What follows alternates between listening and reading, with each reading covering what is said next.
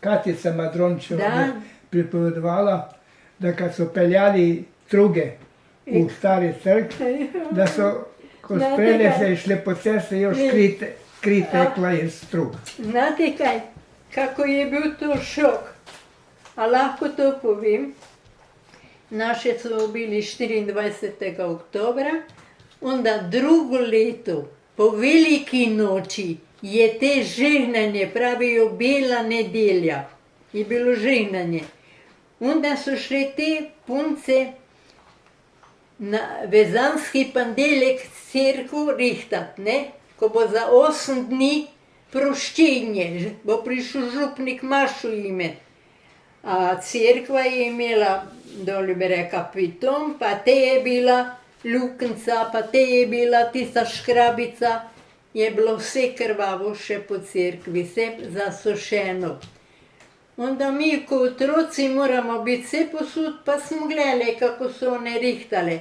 Pa je gledala na mene, pa je rekla, a ribat naj grejo čista krije, čigava krije naj grejo ribat. 10 let stara, no, muče sem onda šla 11. leto, drugo leto. Pa me je tako prizadelo, pa sem domov prijokala, pa sem rekla, Katica in Micika so rekli, da morajo pojti oni ribat cerkev, čiga krije. A stara mama je skoraj vzela tako v kol, pa šla doli, pa jih lovila po cerkvi, da jih bo ubila. Onda so sosedi krčali, Kubečka je znorela, Kubečka je znorela, pojdite, gremo je umiriti. Mama je vlekla, joj, znate kaj. Ja, onda so pobegnile iz cerkve, ona šla je po vasi pa tukla, mlatila, rekli so, znorela je ženska. In onda so se te deklice skrile, in onda so staro mamo malo pomirile. A veste, kaj je bilo pa najhuje, ko smo imeli v vasi izdajstvo. In to izdajstvo je bilo povezano iz župniki s Starem trgu.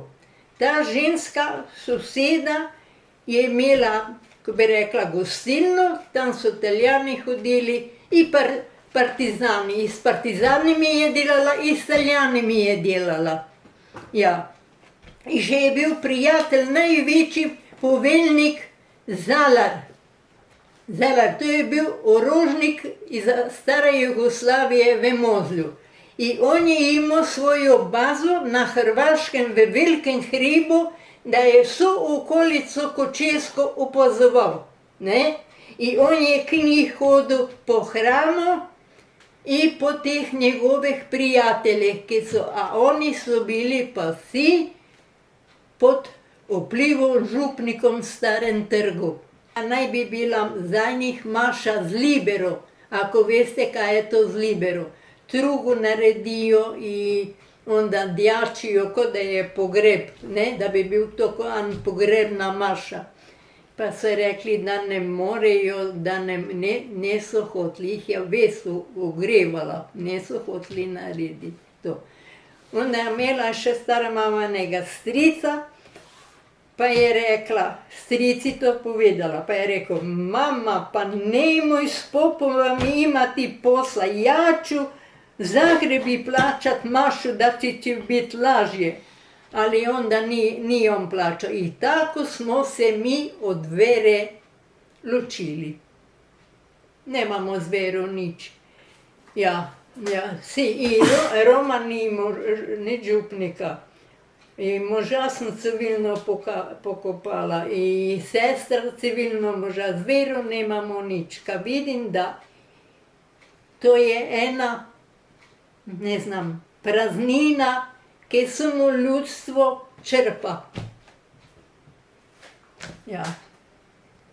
In veste kaj, i da smo mi komunisti, a jaz sem se še pred 2 meseci obhajala pri njih, obhajali na verorav hodila in vse. Reci to, kaj je rekel Savelij Kaplan.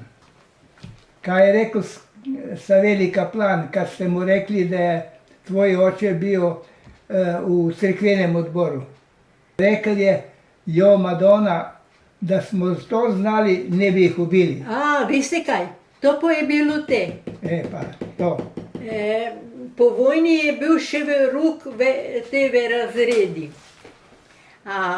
Od mojega moža mama je bila z Ribnice. Še je bila cerkvena pevka. Je bila zelo pobožna. A ta brat od Mirkota tudi pobožen. Ja. In ona, ko je župnik prišel, pa je čakal, da se završi šolski pouk, onda šel je on noter. Pa ta mama od mojega moža, pa tega pokojnega Joškota, je jokala, je rekla, joj, veste, gospod kaplan, tako dobrega sina sem imela, pobožen, joj. Pa so mi ga ubili. Tam je bila kredenca, pa da je rekel tako, ko bi to mi vedeli, ko bi to mi vedeli, da je bil ta človek pobožen. Moj mož ni bil verski, a mama je pa bila, ki je bila iz Ribnice doma. In ta pokojni Joško je bil tudi verski. Da. Ja.